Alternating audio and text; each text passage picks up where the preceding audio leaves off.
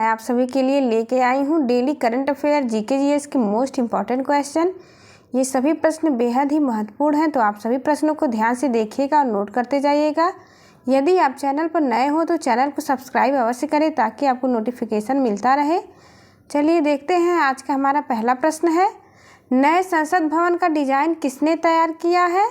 A Bimal Patel, B Anil Verma, C Suyash Sharma, D Harishchandran. Right answer is A Bimal Patel. अभी हाल ही में 28 मई को इसका उद्घाटन हुआ है, इसलिए ये एग्जाम में आने की पूरी संभावना है, तो आप सभी प्रश्नों को ध्यान से देखिएगा।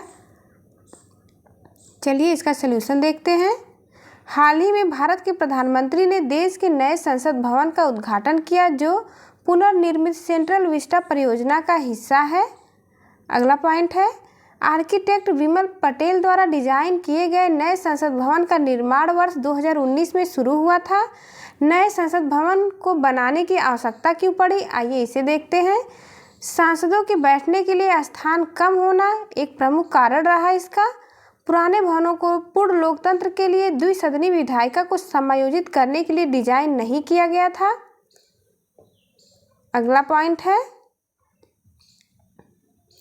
वर्ष 2026 के बाद सीटों की कुल संख्या पर रोक हटने पर लोकसभा सीटों की संख्या मौजूदा 545 से काफ़ी बढ़ने की संभावना है। नई संसद भवन से संबंधित प्रमुख बिंदु हैं, आप इसे अवश्य नोट करेंगे। यह त्रिकोणीय आकार का बना हुआ है, भूकंप से सुरक्षित है। चूँकि दिल्ली भूकंपीय क्षेत्र 5 में है, इसलिए इमारत को भूकंपरोधी बनाया गया था। अगला प्रश्न है, फोर्टिफिकेशन प्रक्रिया क्या है? ए खाद्य पदार्थों को उच्च तापमान पर गर्म करना, बी खाद्य पदार्थों में प्रमुख विटामिन और खनिजों को संलग्न करना, सी खाद्य पदार्थों को उबालना, डी खाद्य पदार्थों को लंबे समय तक प्रिजर्व करना। राइट आंसर इज बी खाद्य पदार्थों में प्रमुख विटामिन और खनिजों को संलग्न करना। आइए इसका विश्लेषण देखते हैं। आयरन फोर्टिफाइड चावल के वितरण की आलोचना के जवाब में केंद्रीय खाद्य मंत्रालय ने एक आधिकारिक बयान जारी कर आयरन फोर्टिफाइड चावल के खिलाफ लगाए गए आरोपों को खारिज कर दिया है। सूक्ष्म पोषक तत्वों के मिश्रण के साथ चावल के दानों को लेप करके फिर नियमित चावल के साथ मिश्रित कर राइस फोर्टिफिकेशन किया जाता है। क्या है फोर्टिफिकेशन की प्रक्रिया, इसे देखते हैं। फूड फोर्टिफिकेशन या फूड इनरिचमेंट का आशय चावल, दूध और नमक जैसे मुख्य खाद्य पदार्थों में प्रमुख विटामिन और खनिजों को संलग्न करने की प्रक्रिया है। प्रसंस्करण से पहले ये पोषक तत्व मूल रूप से भोजन में मौजूदा हो सकती है और नहीं भी हो सकती है। अगला प्रश्न है, भारत में कौन सा राज्य कॉफी उत्पादन में अग्रणी है? A Kerala, B Tamil Nadu, C Karnataka, D Assam. Right answer is C Karnataka. आइए इसका डिटेल एनालिसिस देखते हैं। हाल ही में स्टेटिस्टा साइट से प्राप्त जानकारी के अनुसार ब्राजील, जो कि कॉफ़ी का सबसे बड़ा उत्पादक देश है, वियतनाम, कोलंबिया, इंडोनेशिया, इथोपिया और होंडुरास के बाद भारत दुनिया में कॉफ़ी का सबसे बड़ा उत्पादक है। कॉफ़ी का इतिहास और व्यावसायीकरण देखते हैं। 17वीं शताब्दी के अंत में भारत में कॉफ़ी की शुरुआत हुई थी। वर्ष 1670 में पहली बार एक भारतीय तीर्थयात्री द्वारा यमन से भारत में तस्करी करके 7 कॉफ़ी बीन्स लाई गई थी। कुछ अन्य पॉइंट्स हैं, आइए इसे देखते हैं। 17वीं शताब्दी के दौरान भारत के कुछ भागों पर अधिकार करने वाले डचों ने कॉफ़ी की खेती में प्रसार में भूमिका निभाई। हालांकि 19वीं सदी के मध्य ब्रिटिश राज के दौरान यह विशेष रूप से मैसूर क्षेत्र में वाणिज्यिक खेती की रूप में विकसित हुई। गौरतलब है कि कर्नाटक में भारत के कुल कॉफ़ी उत्पादन का 70% हिस्सा उगाया जाता है, इसलिए यह प्रथम स्थान पे है। मोस्ट इम्पॉर्टेंट क्वेश्चन, ये एग्जाम में हमेशा पूछा जाने वाला प्रश्न है। भारत के नियंत्रक और महालेखा परीक्षक के कर्तव्यों और शक्तियों से संबंधित अनुच्छेद है। ए अनुच्छेद 148, बी अनुच्छेद 149, सी अनुच्छेद 150, डी अनुच्छेद 151। राइट आंसर इज बी अनुच्छेद 149 है। आइए इसका डिटेल सॉल्यूशन देखते हैं। आप सभी प्रश्नों को ध्यान से देखिएगा। हाल ही में भारत के नियंत्रक और महालेखा परीक्षक, जिसे सीएजी कहते हैं, गिरीश चंद्र मुर्मू को वर्ष 2024 से 2027 तक 4 वर्ष की अवधि के लिए विश्व स्वास्थ्य संगठन यानी WHO के बाह्य लेखा परीक्षक के रूप में दूसरे कार्यकाल के लिए चुना गया है। सीएजी के बारे में प्रमुख पॉइंट्स दिया हुआ है, आप इसे नोट करेंगे। भारत के नियंत्रक और महालेखा परीक्षक यानी सीएजी भारत के संविधान के तहत एक स्वतंत्र प्राधिकरण है। ये भारतीय लेखा परीक्षा और लेखा विभाग का प्रमुख और सार्वजनिक क्षेत्र का प्रमुख संरक्षक है। इसका संवैधानिक प्रावधान क्या किया गया है, इसे देखते हैं। अनुच्छेद 148 सीएजी की नियुक्ति, शपथ और सेवा की शर्तों से संबंधित है।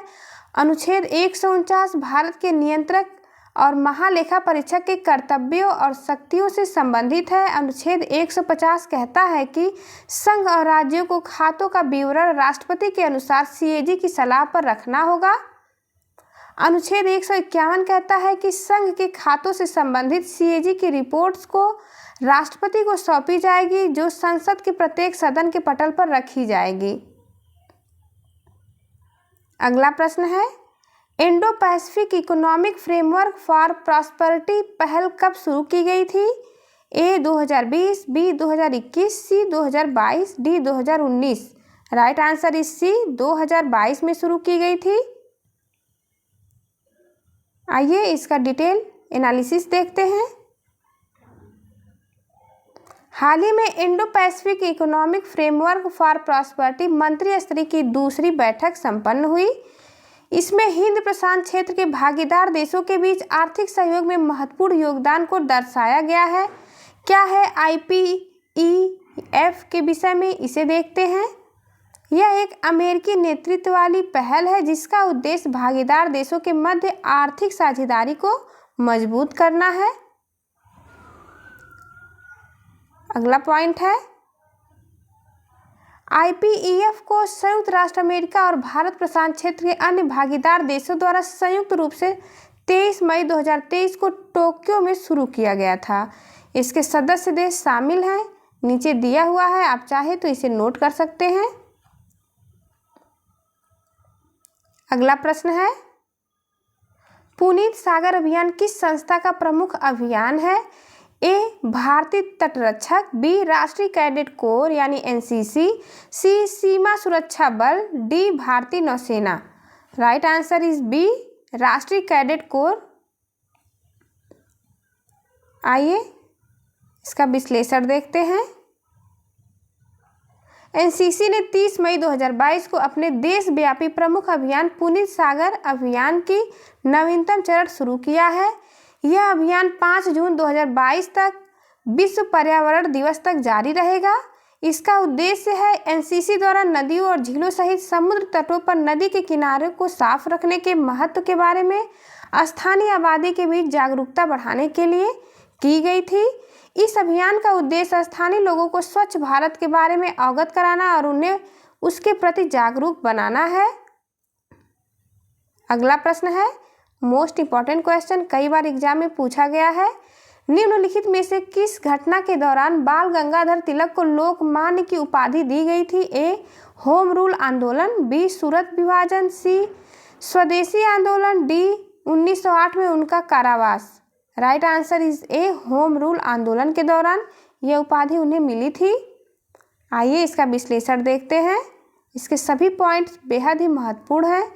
होम रूल आंदोलन के दौरान तिलक ने जनता के बीच अपनी अमिट छाप छोड़ी और इससे उन्हें लोकमान्य की उपाधि मिली। बता दें कि होम रूल का तात्पर्य एक ऐसी स्थिति से है जिसमें किसी देश का शासन वहां के स्थानीय नागरिकों के द्वारा ही चलाया जाता है। प्रशासन में ब्रिटिश नियंत्रण को कम करने के लिए होम रूल को एक आंदोलन के रूप में 1870 से 1907 के बीच आयरलैंड में चलाया गया था।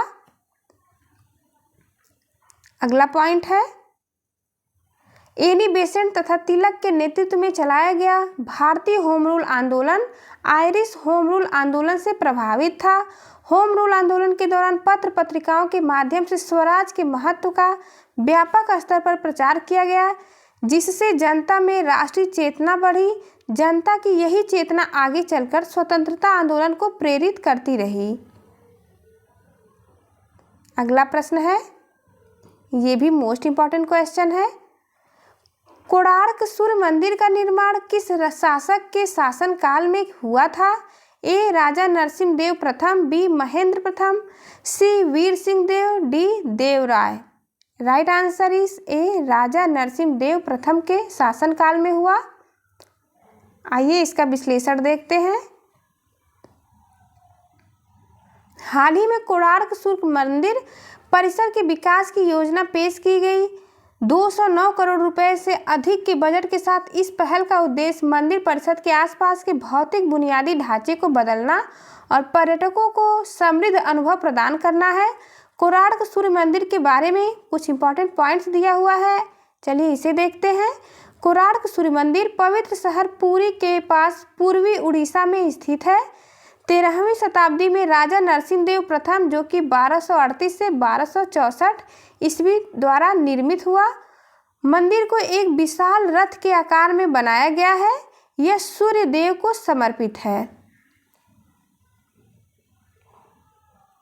अगला पॉइंट है, यह कलिंग स्थापत्य कला की उपलब्धि के उच्चतम बिंदु को चिन्हित करता है।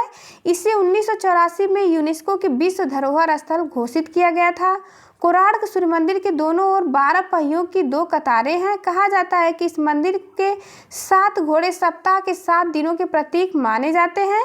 नाविकों ने एक बार कोणार्क के इस मंदिर को ब्लैक पैगोडा कहा था, क्योंकि माना जाता था कि यह जहाज़ों को किनारे पर खींचता था और जहाज़ों को नष्ट कर देता था। अगला प्रश्न है, निम्नलिखित में से कौन सी लूनी नदी की सहायक नदी नहीं है? A Sukri, B Jawai, C Banas, D Khari. Right answer is C Banas. आइए इसका विश्लेषण देखते हैं। लूनी नदी उद्गम स्थल नाग पहाड़ी अजमेर है। इसका प्राचीन नाम लवणमती है। इसका उद्गम स्थल नाम सागरमती यानी सरस्वती भी है। अजमेर के मैदानों में इसे साकरी कहा जाता है। यह राजस्थान के 6 जिले में अजमेर, नागौर, जोधपुर, पाली, बाड़मेर और जालौर में बहती हुई कच्छ के रन में मिल जाती है। यह पश्चिमी राजस्थान के सबसे बड़ी नदी है। इसकी लंबाई 303 किलोमीटर है। लूनी नदी का पानी बालोतरा तक मीठा रहता है, उसके बाद इसका पानी खारा हो जाता है। कुछ अन्य पॉइंट्स हैं, आप इसे अवश्य नोट करेंगे। अगला प्रश्न देखते हैं, अंतर्राष्ट्रीय महत्व की पहली भारतीय आर्द्रभूमि में किसे शामिल किया गया था? ए चिल्का झील, बी पुलिकट झील, सी भोजताल, डी रेणुका झील। Right answer is A Chilka झील। Thank you for watching. चलिए मिलते हैं आपसे अगली वीडियो में, तब तक के लिए नमस्कार।